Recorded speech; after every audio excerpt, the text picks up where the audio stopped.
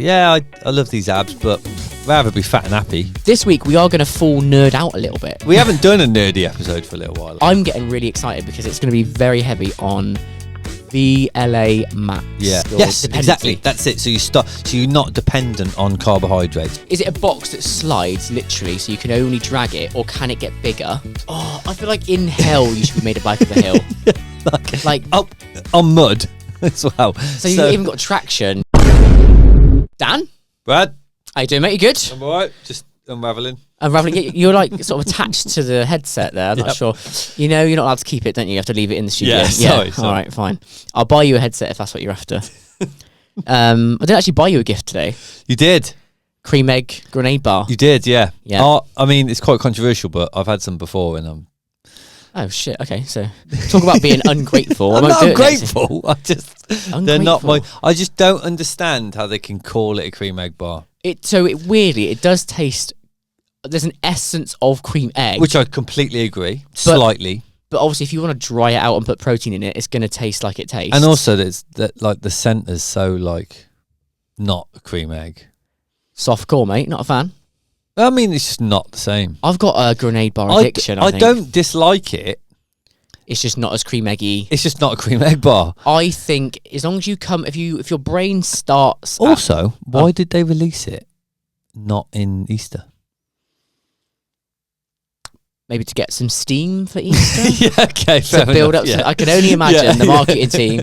But yeah, I think if your brain starts from this is a protein bar that's getting better, not a cream egg trying to be nice, your brain's in the right spot. Were they worried that if they released it at the same time as cream eggs came out, they'd just be completely superseded? And just compared. It's not the same, is it? You eat a Mars bar or a protein bar, they are not the same thing. No.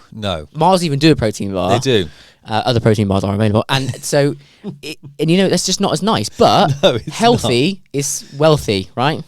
We can argue. Protein bars off the shelf. Healthy. That's a podcast on its own. Yeah, right. We'll come back to that on another episode. Debatable for sure. Yeah. This week, we are going to full nerd out a little bit. We are. I'm getting really excited because it's very heavy subject matter that's going to provide a lot of value to me, all the listeners, athletes alike. Mate, hopefully. No pressure. We haven't done a nerdy episode for a little while. No, we do quite a useful subject matter, but we're normally a bit of banter. Today, no banter. Maybe a bit of banter, but no. There's always banter. Always banter. But this is going to be very heavy on VLamax. Yeah. Now, obviously, what the funniest thing is you tried to do a bit of research on it to feel like so you're loaded. Well, I didn't want to come in completely. No. Yeah. And what did you do? Sent me a screenshot of what AI bloody gaslit me. I asked AI explain VLamax, and it went. Which is quite a simple question. I think so. And if it exists, it should tell me. I'll put a screenshot up for everybody. It said, "No, sorry, you're getting confused. You mean Vo2 Max." Yeah, which is. Fair enough. And I thought you were gaslighting me to start with. Yeah, like, Dan, this isn't even a thing. You sent me on a goose chase here. Talk about something that's not even real. Yeah, I actually have typed it into ChatGPT as well after you, and it said, similar to the Dutch custard.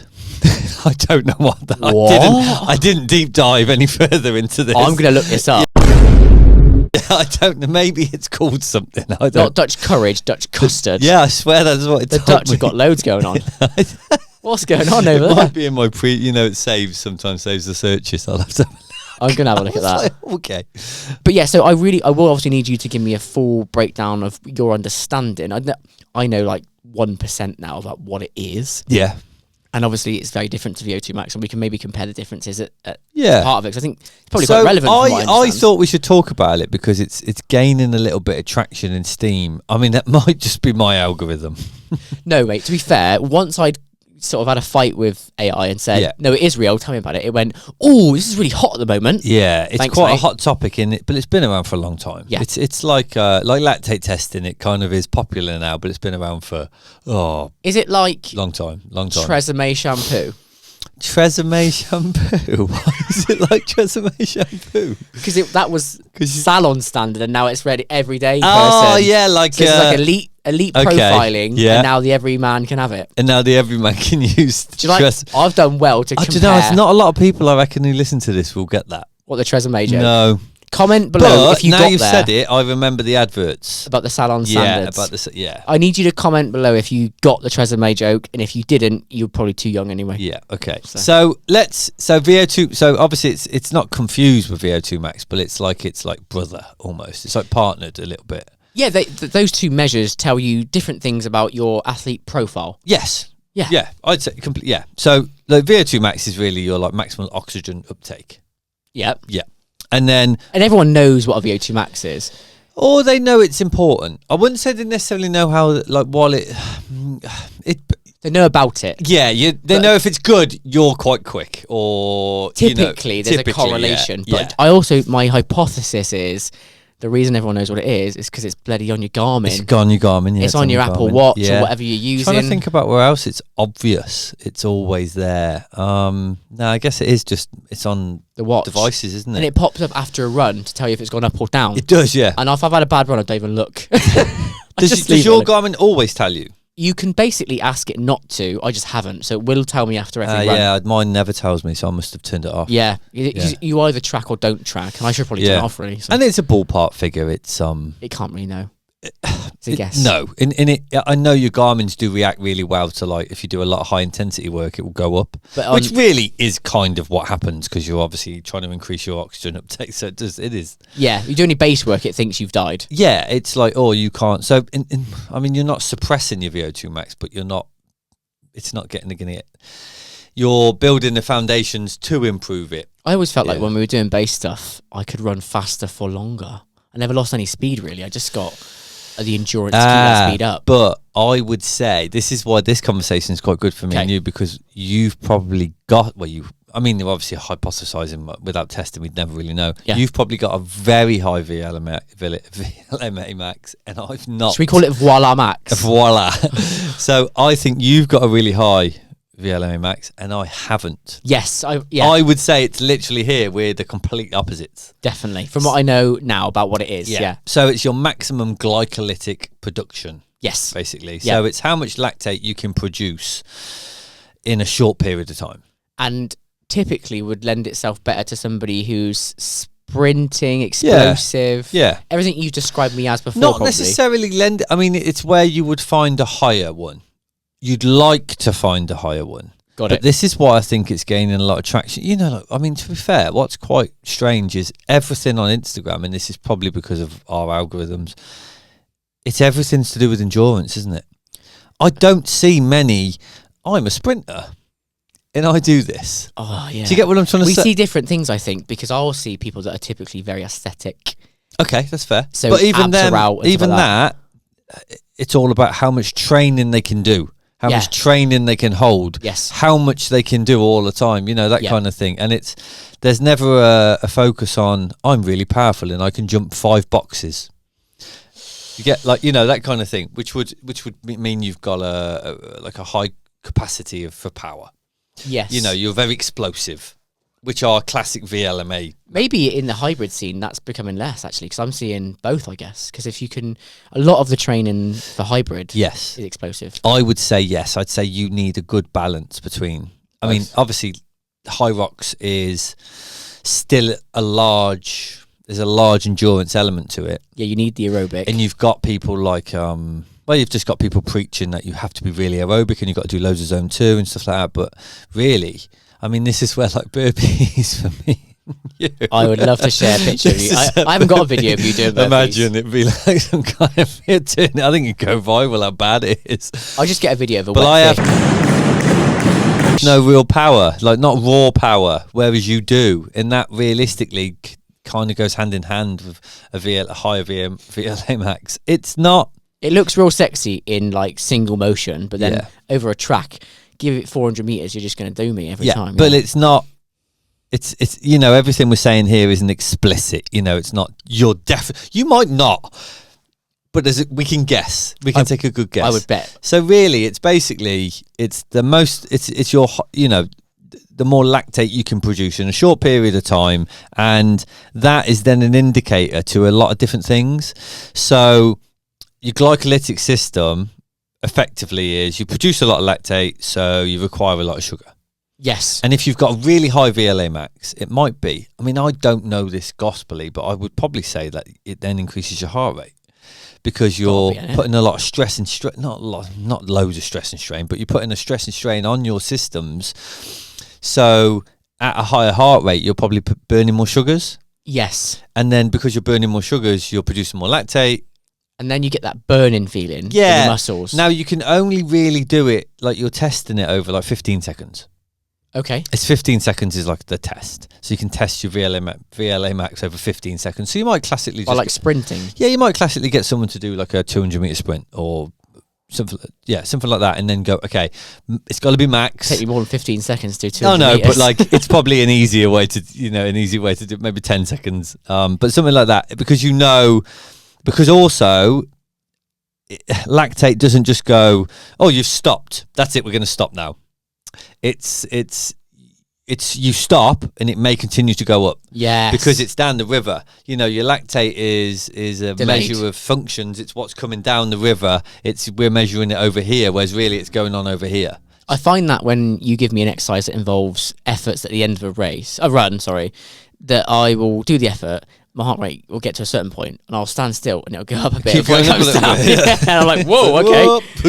Yeah. Why is that the ambulance? So I guess really what I've seen is there are people preaching that pushing their VLamax and finding out what it is and making it better improves their endurance work.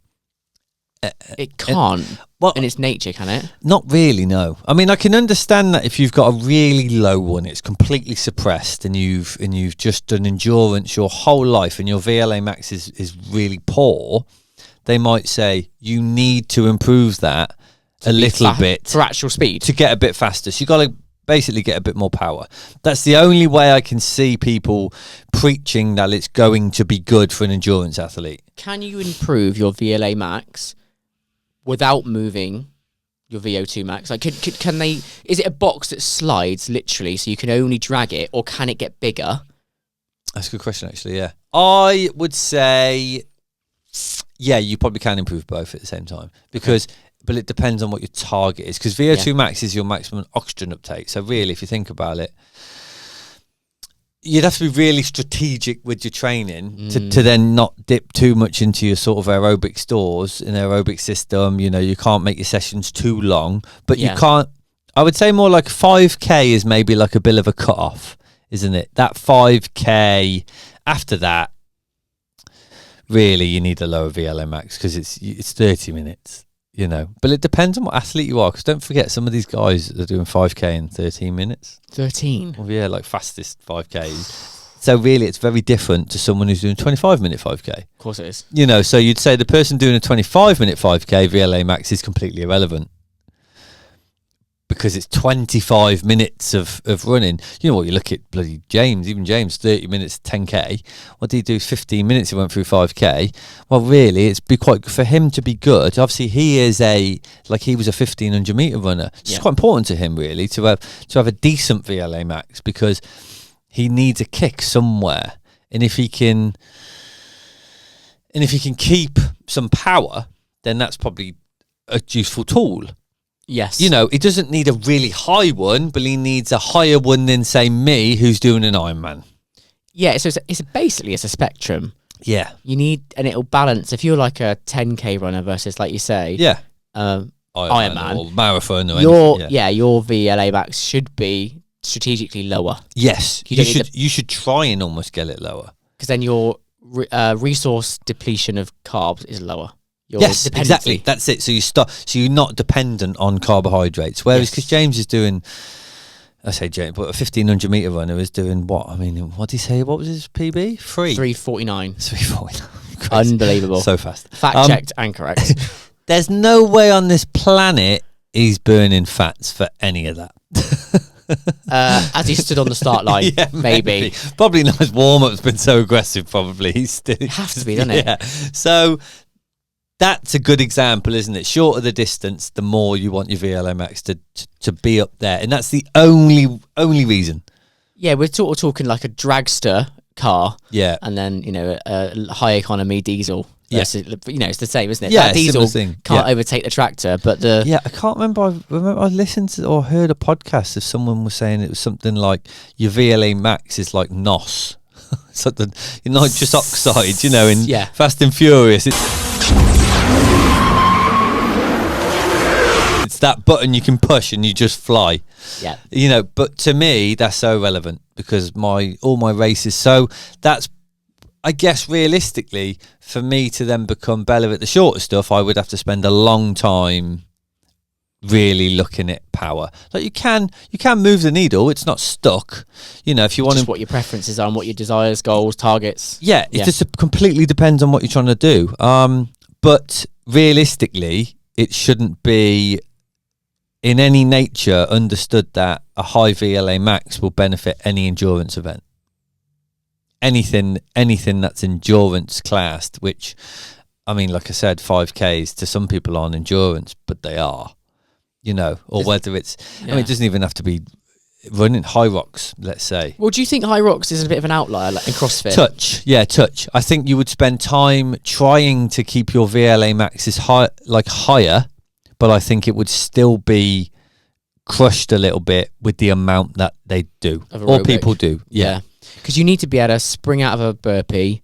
You need to be able to explode a wall ball. Yeah. It's all that sort of stuff, really. It is. And we both know that your glycolytic sort of pull within high rocks is quite high.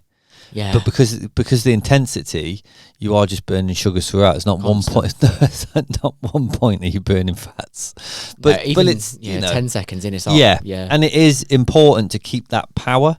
For the wall balls, you've got 100 explosive wall balls to do. So it's I'd say that is an outlier, and that's probably why it's so interesting to a lot of people about how they train for it.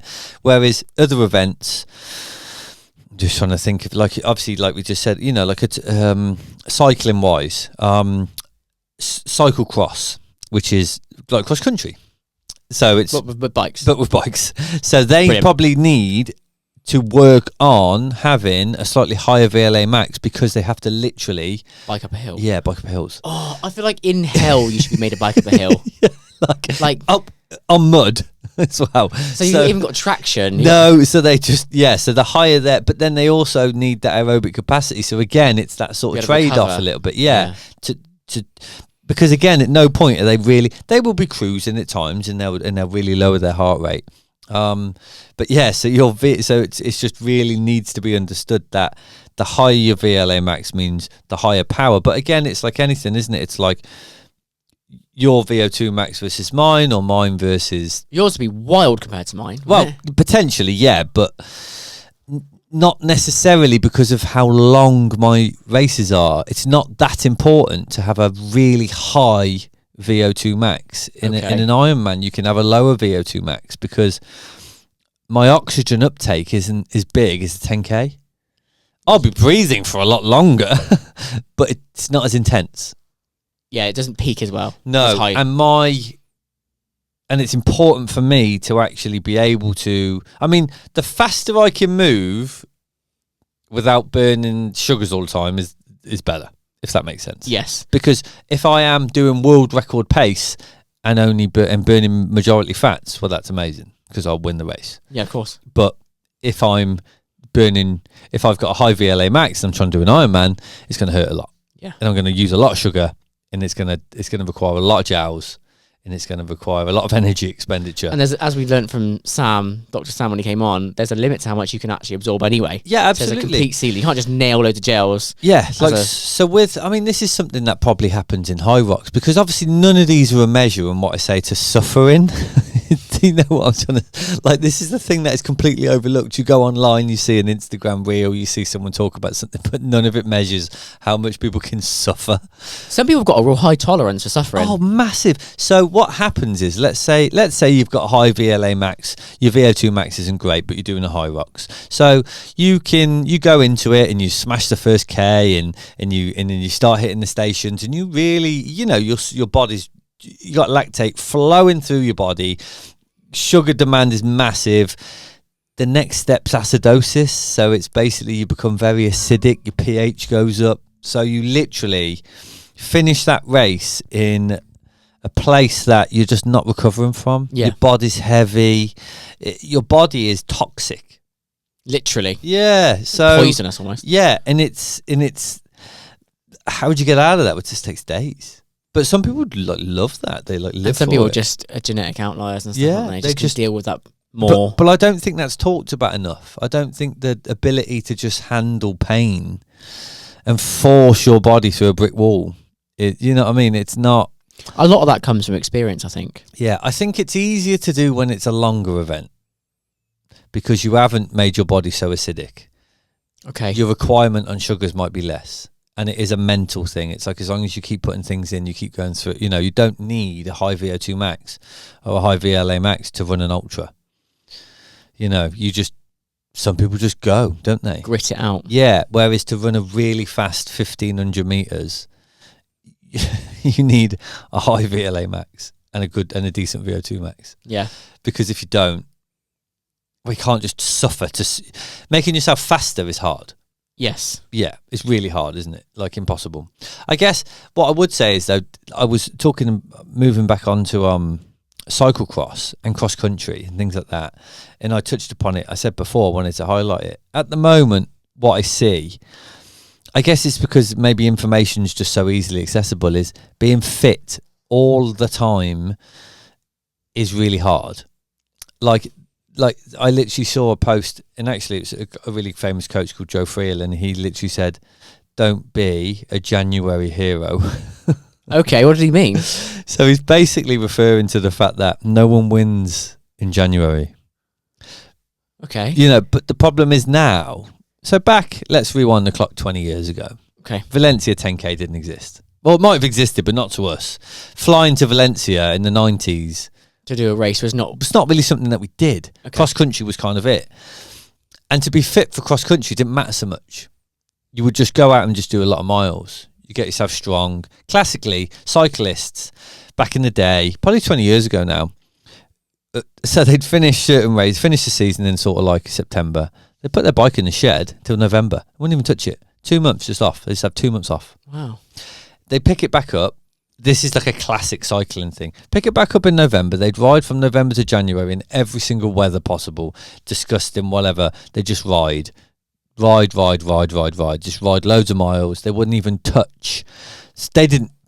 Zone 2 is what they do, but I don't know if they would know it was specifically Zone 2. Based on feel. Yeah, they just go out easy, basically. They go to coffee stops, chill out, 2-3 months, February hits.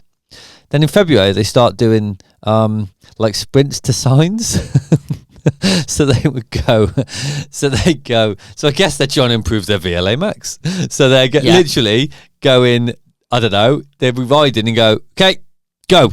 Sign 200 meters away, they sprint or less. And they sprint. And they throw in those throughout the ride to like boost their, you know, I guess what they thought they were doing is just boosting their like speed. Yeah. Which was a thing. And then they go from that, and then they go into what these things are called reliability rides, which are like kind of mini races that local clubs put on. And then they go into the season, and they still wouldn't be that fit, and then they'd race themselves fit. So the big races are at the end of the year. So your championship races at the end of the year. The Tour de France is in like July. So you've gone through all this from November to July, just getting fitter and fitter and fitter and fitter and peaking in July. Whereas now the race calendar, some of them do the Giro in April, then they do the Tour in the summer, and then they do the Vuelta. So it's 3 championship races. So they're basically trying to be fit for 3 races, whereas before you just pick one and that was it. And it is just about the Tour. So some guys, but like, so now Tadej Pogacar, so he does all the single one-day races. Never heard of ever before, ever. No one ever did that. One-day races, there were literally guys who like, pick those 1 day 170 80 mile races. They would just be, they call them classics, and they're like the classic experts, and people would just like leave them to it, go and win them. They'd just be monsters. Whereas now the best cyclist in the world just goes and wins them because he can, because he's the fittest guy. But all year, was that you're saying? Yeah, like all the way up to the Tour. So he'd win all these. He now wins all these famous races, and it's like now people are fit all the time.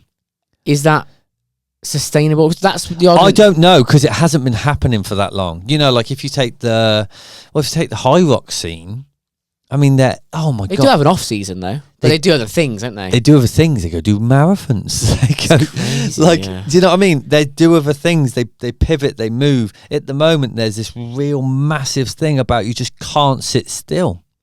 I think when I came on with you, I assumed that you would make me fitter, and that would just be a linear thing, but it's not. No, well, I don't believe it. Well, it's because it isn't. I don't think it is. And these guys. We don't know that, we don't follow their lives enough, but we see enough. It's documented enough. Yeah. You know, if you look at certain athletes, they may have times off, but it's because of an injury. It's very rare that someone just comes on their Instagram or something and says, I'm having a month off. Yeah. What? I feel like everyone feels the pressure to not lose ground on competitors, basically. Yeah. But from your perspective, from a coaching angle, it's not sustainable to have an all year round fitness. Is that why, like in boxing, they have camps because they have time off and then they retrain, get refit? Whereas I just thought, once I smash a 5 and 10K PB, that's just my base. And that is absolutely not the case. No, forever. Just like, I'm fit forever, and that's it then. It's a very sad reality, that is. Yeah, but then I get excited about then you can do different things at different times of the year to improve your overall fitness. So it might be a period of working on your VLamax. Yeah. Not that it's that important, but it might just be a short period of like, we're just going to get powerful. I guess I think I enjoy that personally. Yeah. Because my body already lends itself to that. Yeah. And then you go, okay, well, I've boosted my VLamax. That means I'm quite powerful right now. Yeah. So I've almost given my body a bit of a break from the hours and hours and hours of training, because you can't train, let's say, that sort of your anaerobic system for as long. For as intense. You can't just go, okay, we're going to do it every single week. We're going to do 5 sessions a week, and we're going to just do like max sprints 4 times a week. And it's sort of like, also known in Dan's world as brute force. Brute force training, yeah. Because it's just not, you can't recover from it. So you have to do, it's like it's less volume and more intensity. I think my Garmin told me I needed 70 hours recovery after my last run. Okay. That's just not going to happen, is it? And then you're like, okay, well, I'm now going to move into my marathon block, and I'm going to start doing lots more miles. Though. Yeah, easier miles, because you know your body's ready to accept it, because you've had a bit of a break from doing loads of miles, and then you start and build. But now marathons are just like all the time. Nah, I mean, on Instagram races, they are, yeah. And races are just all the time. You know, trying to think of a really good example of someone who just races all the time. I mean, a lot of the pros, I'd like to think, do cycle this more, but we don't follow one pro's life. We see all the pros. And it feels like they're always out, always and all the races, don't you? You see, like, literally, I mean, next week, there's the first triathlon of the year. It's January. Maybe February. I think it might be on the 1st. Never is that. That's not a thing. Like, there are a couple in New Zealand and Australia, but not everyone goes and does them. You know, and their seasons start a bit earlier, and it tended to be that the Aussies or the Australians would do those races, and they'd qualify for the championship races later in the year. Now Europeans are going over. Oh, how dare we? So race their races, and they continue to race until the championship season. Is that another way of racing yourself fit, though, but just all the time? Well, no, because they're winning. And then they just win all year long. I mean, there's obviously the argument to say, well, maybe they are just the best and no one's catching them, so they just need to turn up. You know, there are certain athletes that I'm sure if they turned up to every race, there's a good chance that they'd be in to win it. Yeah. But it's oozing down, isn't it, to us? And it's oozing down to the average Joe to think that we need to be 100% fit all the time. And like when I say comments like, don't you see your abs in the winter? Yeah, it's because you need that like relaxing time. Yeah. That chill time. If you're that lean, you're probably kind of under a bit of stress to get that Well, lean. you are, yeah, you are. Paddy the baddie. he's fighting, isn't he, tomorrow? Famously blows up. But he is the best. I don't think that's good for your body, though. What he does specifically is too much, isn't it? Yeah, it is too much. He eats too many donuts. It works for him. Yeah. This podcast is brought to you by A1 Physique. Now, all throughout these episodes, you'll hear Coach Dan and myself talk about the importance of recovery for your training. Nothing better than collagen for instant recovery from really intense workouts. Ligaments, tendons need repair, and by encompassing this in a morning daily coffee, it becomes the easiest supplement to add into your daily routine. Available from our website, free shipping, and each cup is giving you 21 grams of that nourishing collagen protein coffee, perfect for athlete recovery, and endorsed by Coach Dan himself. So, Paddy, literally, one of his famous things, he says it quite a lot. He says, they say, you know, you look in good shape for the fight, because obviously I only really see him when he's interviewing for the fight. Yeah. And he always says, they say, do you miss food? And he's like, yeah. And he's like, yeah, I love these abs, but I'd rather be fat and happy. Relatable. But it's like he knows what he can do. He knows he can get into shape. He knows he can literally be the world's best at. I don't really know what he does. I just know he's very good at beating people up.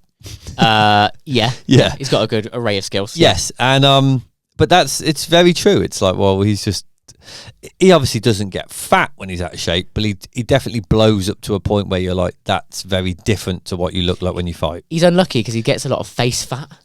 He does. I'll put a little bit of a comparison on the screen. He does, to when he's very lean and when he's not.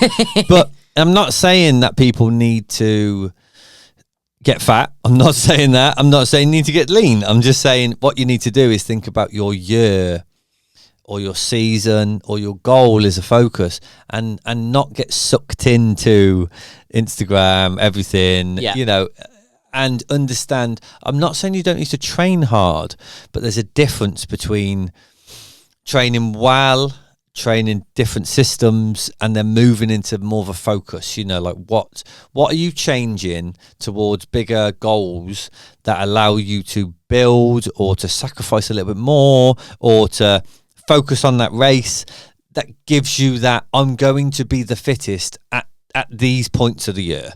When's your downtime? When's the time to see your friends? When's the time to see your family? When's the time just to chill a little bit? Like, we love the sport, and lots of us do. And some people, it means a lot more to some than others. But when's that time just to, you know, in Christmas has obviously just been, so a lot of people choose that time. Yep. I personally don't. I personally don't like Christmas that much. Famously. And I have a bit more free time, so I decide to do a little bit more over Christmas. Works for your schedule, I guess. Yeah, exactly. It's whatever works for whoever it is. And it's then, but when's your time to just take that breath and then think, okay, now I'm going to start building to what it is I'm going to do. Because even I'm quite guilty, you know, I'll do a marathon block coaching the guys, but then I don't race the marathons. I'm still doing them, but I don't. At what percentage? Like 80%? Oh, it's hard to measure, isn't it? How can you really measure? Yeah, okay, maybe like 80-85%, maybe. Like, I'd like to think I could run faster than I do. Maybe I can't, but you know. When are we going to get you on to do a PB? Not at the moment, not for a long time. Oh, yeah, too many have got. But again, it's too many other goals because there's more important things in my year that I need to save my powder for. Okay. You know, you save your powder for the things that really matter. How many things does Coach Dan plan to compete per year? I like 3 or 4. Okay, that's what you recommend for 3 or 4. Yeah, I think so. Yeah, 3 or 4. I've got 3 this year. And to be like spaced out a little bit as well. Every 3 months? Yeah, it's perfect, isn't it? Good. Because then you got a bit of downtime, bit of build time, and then you can race. Because you can race, like what classically happens is they back-to-back races. So you've got all this fitness and you might chuck 2 or 3 races in quite quick. Do you risk injury and breakdowns? Yeah, absolutely. 100%. Of course you do. But it means you don't have to hold your fitness for too long. Is it not beneficial to peak, taper? Yeah, absolutely. Peak taper. That would be a better... It would, but obviously then you miss out on quite a few races. Okay. So what people tend to do is they'll... Maybe running wise, they might do a half marathon the one weekend and then rest, then do a 10K next weekend. I suppose if you're going down, it's different though. I mean, it depends on who they are. Yeah, I suppose if you've done a half and then a 10, that probably works. Yeah, because but then you're like, it's not you're perfect. Tired from the half. It's not perfect. No, cyclists, time trialists specifically. And it's because of the mechanics of what happens when you ride. It's way more just muscular. Yes. So it's very different. The load is lower than running. There's no impact, is there? Yes, no impact. So, and swimmers, same. But cyclists, genuinely, it's what I run a time trial, but they're time trial, some of them, Tuesday, Thursday, Saturday. Wow. Tuesday, Thursday, Saturday. Every week? Which I wouldn't recommend. But their season is from about April, May, maybe April to September. It's quite a short season. So unless they do cyclocross, they've had quite a long rest. Okay. So they just kind of like just race a lot in a few months. And they may have a dip in the middle, but yeah, race. But classically with cycling, what's really good is the championship races are at the end of the season. So you may dip in the middle or dip towards the end and then come back up. Okay. But yes, very different. It's different sport to sport. But again, if they were classic cyclists, they wouldn't have done a lot through the winter. So they're racing themselves fit and they treat them as sessions. Is a race as good as a session? No, a session's always better because a session has like a goal to it. Target stimulus and stuff. Yeah, it was a race. You never know what's going to happen, do you? Yeah, I agree. Yeah. Okay. Well, we've kind of nicely segued into different sports there and how it works. I suppose I wanted to try and get from you today any specific advice you might give to somebody that's listened because they've seen they were talking about VLamax, now understand what it is, wants to move the needle a bit on both. They're atypical, so they might do 5K, they might do half marathons. What's the point of it? What's some advice that you might give, I guess? Yeah. It depends on your goal. It depends what you're trying to do. I mean, I want to have a sexy 5K and have a half marathon PB. Yeah, okay, so you want everything. And winning lottery numbers. And the winning a puppy. Focus less on VLamax and focus more on sort of like endurance. In Vo2 Max, yeah. Are like hit intervals is like that, like, would that improve your VLamax? Yeah. Is that bad then if you want to run a decent half? Yeah. I mean, if we're talking... so hard, this, isn't it? Yeah, if we're talking short stuff, yeah. I mean, no for some, but yes for most. Do you know what? I think... Because it depends if you're trying to drag it up a little bit or pull it down.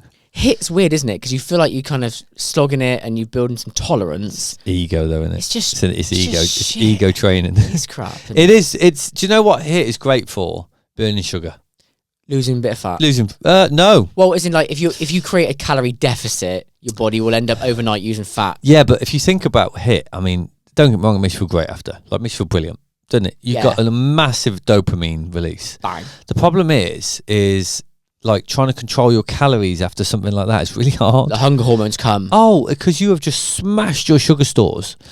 You know, you're almost better jogging a 5K twice a day, once a day. Or just do a 10K. Yeah. Like 1 hour. But easy. Yeah. And then controlling your calories. Yeah, when I do easy, I'm in great shape. The fat just... Yeah. Yeah. But you don't get that dopamine hit and you don't get that, like, feeling. The what feeling? The If you want the feeling, contact Coach Dan. Yeah, like that, like suffer. That suffer fest, that pain. Yeah, it feels like you've achieved something difficult. It basically. does, yeah. Yeah, it does. Okay. But it's so, like high rocks, like you can't measure it. The impact it has on your body is so hard to measure. Person to person as well. Yeah, person to person. Like what someone feels is high stress. Yeah. Some people just take in the stride. Yeah, literally. Yeah, absolutely. Okay. And then I basically wanted to finish on some hot takes. Okay. So because I came into this fairly uneducated, I'm leaving much more educated, so thank you very much. There were some hot takes available from forums that I've collected. Nice. And I thought maybe you could give me your spit, your view. Yeah. Okay, so the first hot take. Okay. Most endurance athletes are too powerful for their own good. Huh. Like they're trying to suggest that they've got a high VLamax for no reason. And they didn't need it. I mean, the problem is it's very case by case, isn't it? Of course, but most endurance athletes, so not these amazing outliers that are brilliant, are probably a bit too powerful for their own. Probably right, yeah, I would say that's true. And that would probably correlate in people trying to do endurance events and they end up with a high heart rate. Yes. I would say that's a slight indicator, but that's more of a theory than a definite. Okay. So please, no comments on. Please comment. If Please comment on. It's nothing to do with heart rate. Yeah. I've always got a high heart rate. If you've got a bit of science, you can throw it down in the I comments. feel like it's probably because you're still quite powerful, which is a good thing, not a bad thing. But a little bit less might be more endurance. You got it. Yeah. Your sprint personal record might be hurting your marathon. Yeah, same. That's actually pretty much the same comment, but basically just a bit more specific, isn't it? Yeah, absolutely. Like, yeah, completely. If you're still slogging it at the park run, you're probably not going to get the best you could from a marathon. Yeah, it's true. Yeah, massively. And I'm a big believer of that. Like, I've again, quite a classic thing. I'd say more like, it's a bit dated now, but I'd say 10 years ago, there were people I knew who would be smashing 5K PBs on the way to marathons. Which doesn't make any sort of Not sense. really, no. You Not will really. get a better PB, I suppose, eventually when you come ultra aerobic and you're going like sub 2, You will. sub 3. Like you're You gonna get will, but what's the relevance here? You know, why you? What's the? You never. That's actually. I suppose, Remember, Ingebrigtsen Olympics. Yeah. Didn't do very well in the 1500 meters, did he? Not compared to his own standards. This is Paris, isn't it? Yeah, he lost to Josh, didn't he? Yeah. Did Josh? I mean, that's memory here. He did. Josh Kerr won the gold. Paris, did he? Oh, pass, mate. The most Yeah. recent race, Josh was like 3rd, I think. Yeah, Paris. I'm talking about. Okay. So, but I know Ingebrigtsen didn't win the 1500, but he won the 5K, didn't he? Oh yes. Yes, and people were like, "Oh no, he's not got." Well, it's obviously different energy systems. He's moved the needle too far one way. Exactly. Yeah. Oh, so interestingly, yeah, the HIIT comment I made is here. So HIIT is the most overprescribed workout in endurance sports. Yeah, fair enough. Just yeah. Not helping. No, not really. Not in the way that you might think. But as a coach, some may be putting it into people's programs to make them feel good. Okay. But is that helping them? Possibly not. No. So you Ask the question. You might get like nice feedback and this and that and a nice relationship. Like I'd probably say as a coach, you know, I'm not a dictator, but what goes in is what they need. You look a little bit like Kim Tim Dong Young. Dong Young. I'm not even going to correct you. I don't know. Just think of South Park. Yeah, no, but it's true. How much you helping the athlete if you're not helping the athlete achieve their goal? Yeah, with like these kind of Yeah, feel good factors. feel good. Yeah. Okay, got 2 more. Okay. You can raise your lactate threshold without getting fitter. Poor, that's a bizarre one, isn't it? You can raise your lactate threshold without getting. Fit. The word fitter Subjective. is just. Yeah, to anyone, isn't it? Like you might say fitter is having big biceps. I might say fitter is someone who can see their ribs. Oh, No, but it's true, isn't it? Yeah. It's like the same sorts. It's what's fit. So yeah, true. I don't know. Maybe it means without doing more work. You know, like fitter in terms of like aerobically fitter. I don't know if you can. Okay, Because that might be a hot take. yeah, you can raise your threshold without getting fitter. Surely to raise your threshold, you've got to be doing the work. Well, that's kind of your VLA, right? So you can lower your VLA, but you'd not necessarily improve your VO2. Potentially, yeah. I think that's what it's trying to suggest. But that's your glycolytic. I mean, that's not necessarily your threshold. That's more improving your glycolytic maximum glycolytic state. So you can become faster without raising your threshold. Yes. That's true. Okay. Yeah. Final one. No, sorry. It's not a final one. This is the explanation of that one. So yeah. okay. So I thought we might get confused yeah. here. So shift the engine balance and the number of changes at the same VO2 max. Yeah. So you basically what you're saying is, you shift the balance of those systems, but you're not necessarily increasing your VO2 max. Yes. That's kind of what we got That's to. what you would have to Yes. do, wouldn't you? Because by doing more, let's say, lactate, I don't know, classic VO2 max session would be like, 10 minutes, hard one. Yeah. But that's, Wow. Yeah. But that's not going to improve your VLA max. It's not. Not 10 by 3 minutes. No. Okay. No, because it's too long. Yes. What's the maximum? 30 seconds? Really? Yeah, short. Okay. Don't forget, this is like producing as much lactate as possible. So it's max effort. I mean, like my 30 seconds compared to your 30 seconds, what would happen? I mean, you'd be down the road somewhere. Ah, come on, I'd be man. just starting to maybe catch you because you're producing quite a lot. Yeah, 30 seconds. Yeah, maybe less. What do we think? We think somewhere around 300 meters is when you'd start to. Yeah, probably, 250, 300 meters, yeah. That's when you start to catch me. So that is probably close to 30 seconds. Yeah, but remember, it's pushing it hard. And then if we did our lactate, yours would be much higher than mine. Yeah. But you would be faster. If we ever race, it is only allowed to be 100 meters. Yeah. It pretty much guarantees the win, doesn't it? Yeah, it would be you improve your VLamax and I've got to shift. Could you ever beat me in 100 meters? I mean, if I literally focus my next 12 months on trying to do it, then potentially, just based on my capacity to train. Okay, but then could I ever beat you in a marathon? Ever? Ever? If I stopped training, yeah. If I chopped off one of my legs. If I ran backwards. It's such a twat. Brilliant. Well, on that amazing note, I think we should end because everyone can just go away and take the piss out of me, which is amazing. I guess my final statement, is my assessment really would be that it's not... Lactate's not the problem in this scenario. It's basically the rate at which you produce it. Well... Yeah, lactate is just a not a signal, but it's a it's the it's a good molecule, right? People want it. Yeah. You use it to fuel yourself, yeah. But if you flood, then it just becomes acidic and it's too much. You can't get rid of it. Yeah, so lactate is more of a signal, isn't it? It's more of a sign of it's a symptom of what's happening. Yes. Yeah. Good.